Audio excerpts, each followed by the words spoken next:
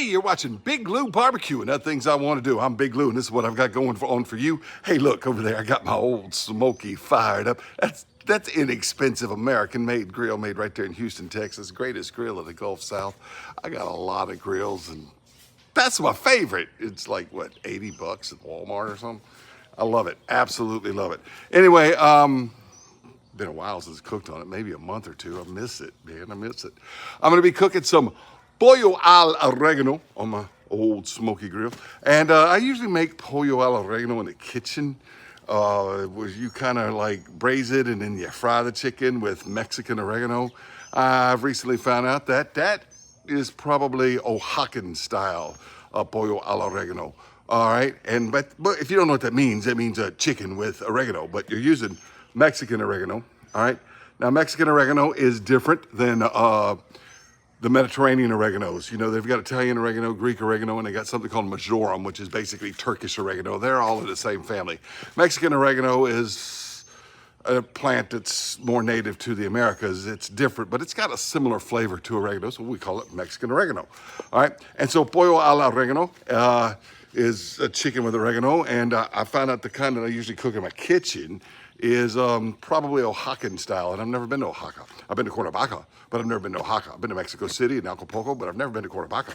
All right, but the style I'm gonna cook today is over fire, and I was told from Rick Bayless. Yeah, I don't talk to him, but I know he's like one of my favorite celebrity chefs, and he cooked pollo al orégano on his fancy smancy Kamado grill. I'm gonna cook it on my, you know, it'll get it done, Old Smokey grill, all right?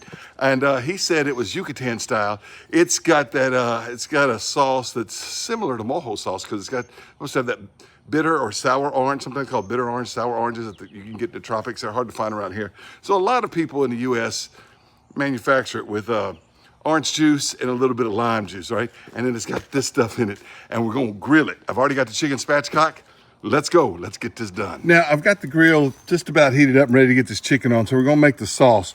We'll start with about 2 tablespoons of this Mexican oregano, and it looks like that, a little different than regular oregano. And we crush it between our palms and get most of it in there, like that. That's 1 tablespoon. Let's do another one. Yeah, I got some on the thing. All right, to that we're gonna add a dash of Worcestershire sauce. I'll say Worcestershire, like New Hampshire. Doesn't rhyme with New Hampshire. All right, but if you have trouble saying Worcestershire sauce, call it salsa inglesa. That's easier to say, salsa inglesa, because everything in Spanish is easier to say than English, right? All right, that means English sauce, by the way. That's olive oil, just maybe a teaspoon or tablespoon of olive oil. Set that to the side. Blow all this off of there, because we don't need it right now. You see that? Now, that's a juicer. This is a Texas orange. But the strange thing is, it doesn't come from Orange, Texas. Now, no, there is a city called Orange, Texas, right? Right there when you cross I-10 out of the great state of Louisiana. And, or, you know, it's the last city you got to see in Texas when you're coming, you know, eastbound on I-10. Anyway, it's a Texas orange, but not from Orange, Texas. It's actually from Missouri, Texas. I know, isn't that weird? All right, so I got 2 of these. And what I'm gonna do is juice them up just like this right here, okay?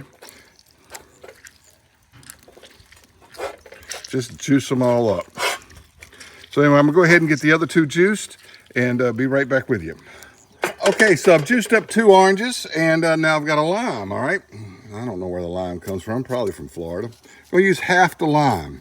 Just half the lime in this. The other half goes in your Topo Chico or whatever cold beverage you might be drinking. All right, but this half goes into the marinade, so we just juice the lime. If you got one of those Mexican lime squeezers, and I have one, but since I'm using this to juice the oranges, just might as well juice the lime on it too, you know? All right, that should just about do it. Now, set all these, see?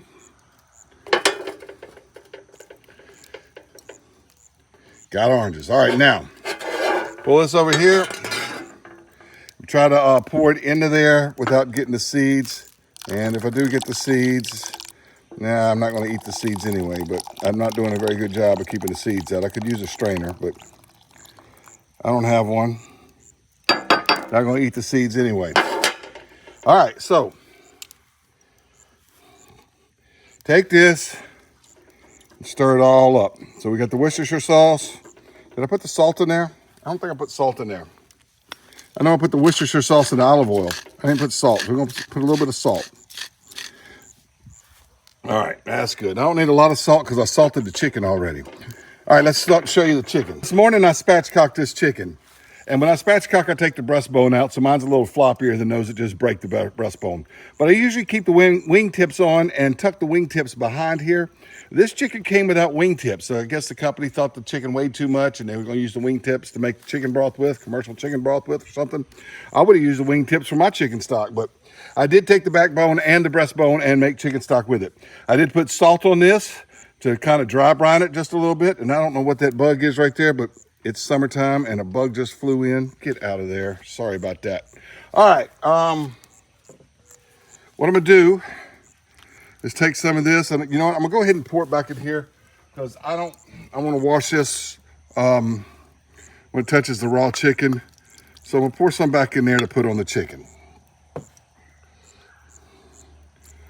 And then I'm going to wash the brush and when I baste it again. I'm going to just baste this chicken with this. Just kind of, I guess I just poured all over it. See, that's why I don't care about the seeds, because the seeds aren't going into anything, you know. And just get this all over it, just like that. And we'll be basting it throughout the cooking process. Let's go to the grill. This is a 22-inch Old Smokey, and I've got a bed of Mexican hardwood charcoal under there, and I've lit it. You can light it with your favorite method. It's ready to go. Now, if you're using a regular kettle grill, you would probably want to bank the coals to the side or use some kind of heat diffuser like a grill stone or a fire dial or something like that. If you're using a Kamado grill, you want the heat diffuser, they might call it a plate setter or something. But on this Old Smokey, the coals are 8 inches from the grill grate. So it makes it perfect for cooking chicken. And what I'm gonna do is I'm gonna go skin side down. Now, Bayless went skin side up the whole way.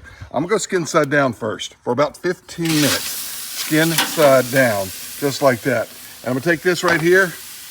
I'm gonna go ahead and pour it all over the flesh side.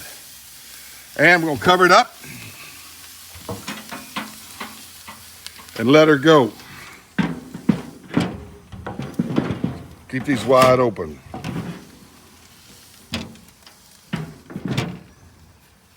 Now, Bayless ran his grill, he said around 500 degrees.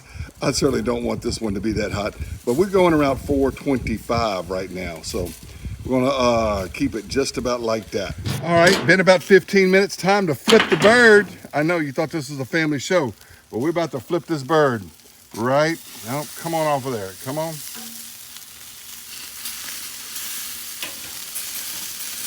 Come on off of there. Sometimes you gotta kind of lift it up so it'll not rip your skin too much. All right, now, thought it was a family show, but I'm gonna flip the bird. Oh, come on. There we go.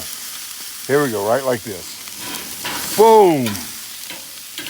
Boom, boom, boom. I do wish I had the tips so I could tuck those wings behind there. That's gonna be so pretty. So, so pretty. All right. Now we leave it like that. Covered though, till it's done. But I'm gonna keep basting it. Now I did wash this sauce. This sauce. No, I didn't wash the sauce.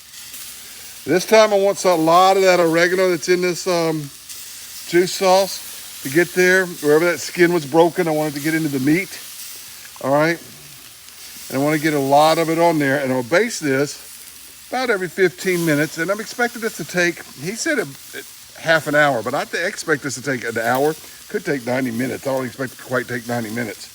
But I'm expecting a full hour. And like I said, we're about 15, 20 minutes into it right now. All right, so cover it up. Let it go.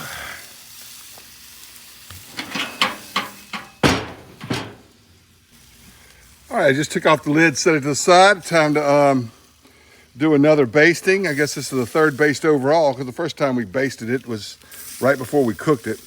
And I'm gonna baste this with this stuff again. You know, this is the second time we've basted it since we flipped it. And like I said, it's just gonna go skin side up. And I wanna get as much oregano on there as I can, all into the chicken, all underneath the legs there, everywhere. Hopefully it'll be done soon because I'm running out. Rick Bayless made this with a sauce made out of chicken broth. Now, when I spatchcocked that chicken this morning, I took the backbone out and the breastbone out and I made a stock, all right? And he said he was gonna serve it with this sauce. And to be honest, I don't know if I originally wanted to serve it with this chicken broth sauce over it. I was kind of maybe thinking maybe I'll pull it and make some tortillas and put it in some pollo tacos, you know, tacos de pollo. And chicken tacos, that's what that means if you don't speak Spanish. Anyway, I was thinking I'd do tacos, but I think I'll just go ahead and serve it. I'm gonna make some hominy corn and I'm gonna make some, I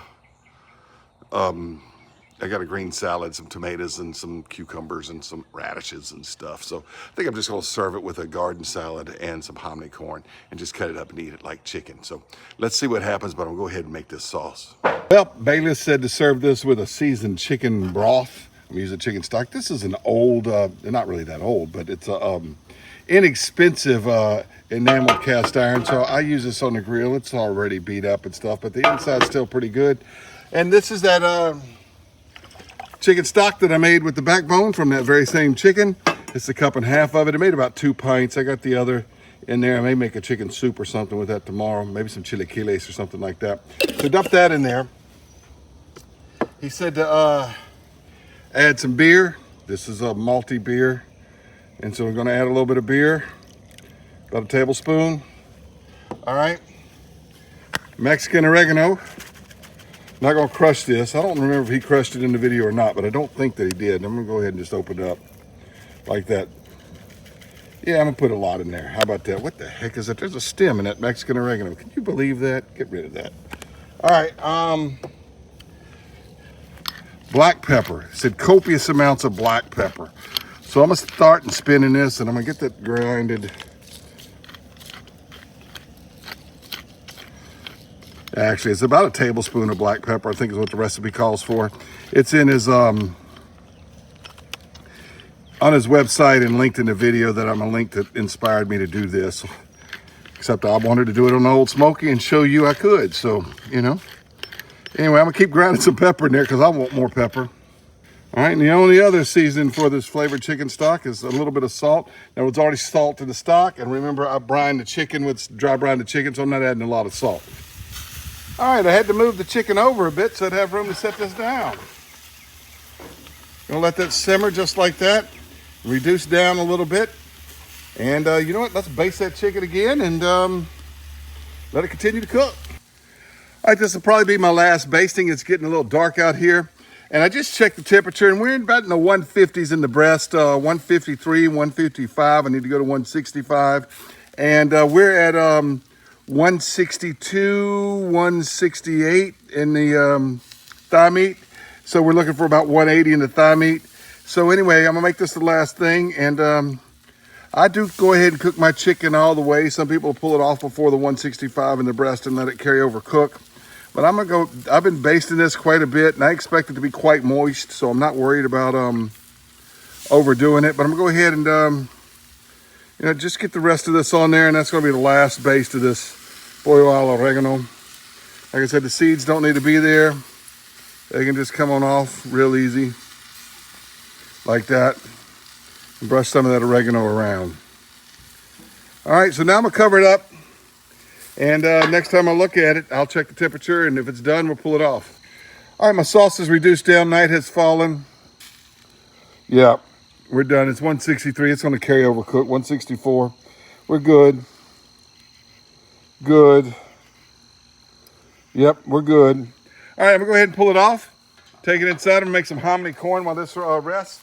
And we'll do a taste test.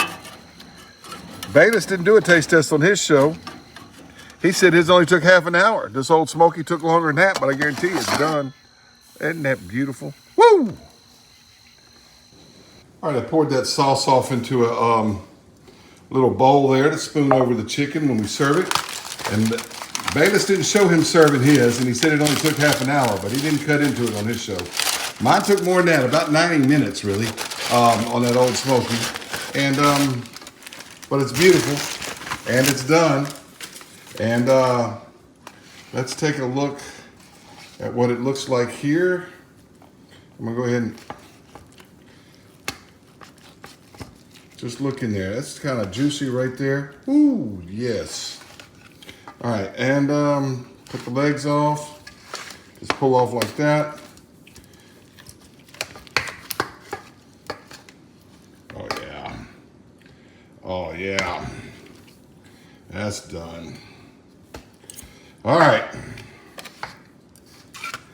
I'm gonna take this slice right there and taste test it for you. Then I'm gonna serve it up, and I'll show you what my plate looks like as I serve it up. Hey, I want to thank you for watching Big Lou Barbecue. Been a while since I was able to get a video out. I missed you. I know y'all probably didn't miss me, but I missed you. And I have fun doing other videos. When it's not fun, I quit doing them for a while. But anyway, it's fun, so I'm doing a video. Old Smokey just smells wonderful. This Pollo al orégano. I'm just going to dip it into that sauce. Of course, I'm going to serve it with the sauce over it, but I'm just going to dip that piece in there. This is my test piece right here.